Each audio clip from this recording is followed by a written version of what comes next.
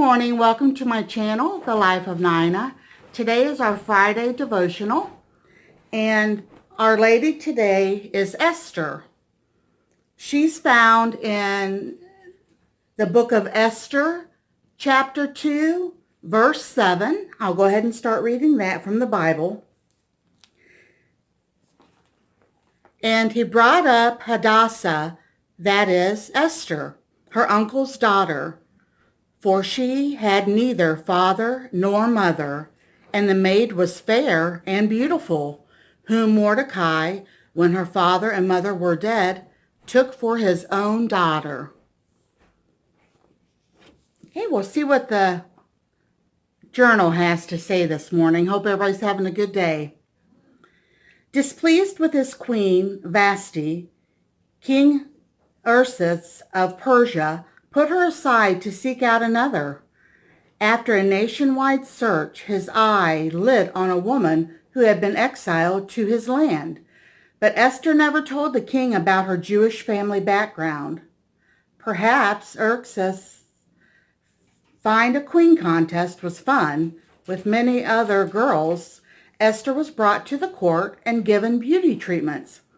Maids waited on her, and then came the night when Esther was sent to the king as his concubine.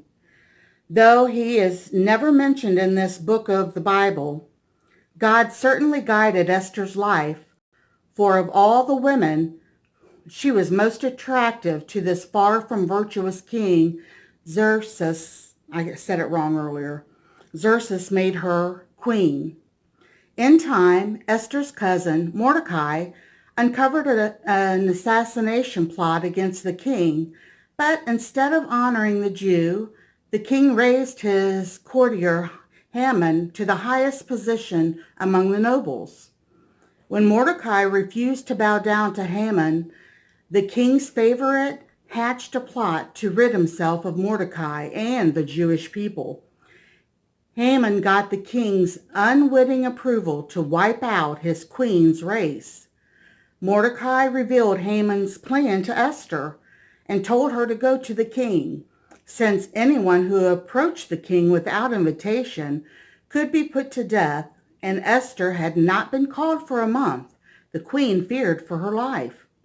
Mordecai warned her, "Do not think that because you are in the king's house, you alone of all Jews will escape. For if you remain silent at this time, relief and deliverance for the Jews will arise from another place, but you and your father's family will perish. And who knows but that you have come to your royal position for such a time as this." Esther promised to go if her cousin would fast and pray for her. Esther went before the king, who spared her life and offered to do anything that she wanted. She asked only that he and Haman attend 2 banquets, one that day and the other on the morrow. Though thrilled to be so honored, Haman's attitude soured when he saw Mordecai again.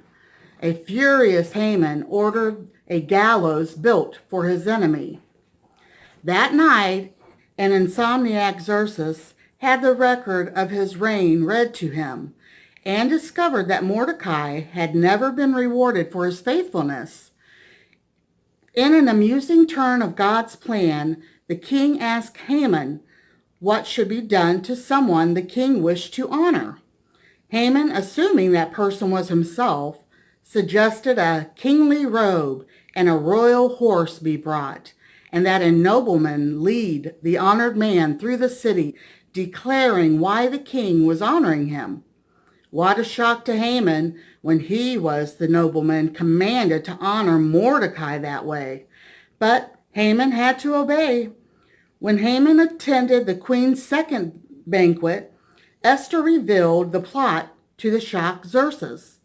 The king commanded his courtier be immediately hanged on the gallows built for Mordecai, and ordered Mordecai to write a new law protecting the Jews. So, for one day, the Jews were able to fight off their enemies. They killed everyone, leaving their people safe and instituting the holiday of Purim. God's name is absent from Esther's book, but his hand on her life is apparent. And so it will be with us. When we face trials, we can also trust he is working out something positive on our behalf. Though becoming a king's concubine may not have seemed good, God watched over Esther so that she became queen. Even our most traumatic moments are also in God's hands. When we trust him, nothing can go terribly wrong. Obedient Esther acted on God's will, gave in to her cousin's wise counsel, and was safe. Likewise, God protects us, especially when our faithfulness puts us in danger. If he can stay the hand of a powerful ruler, what will he not do for us? That's good.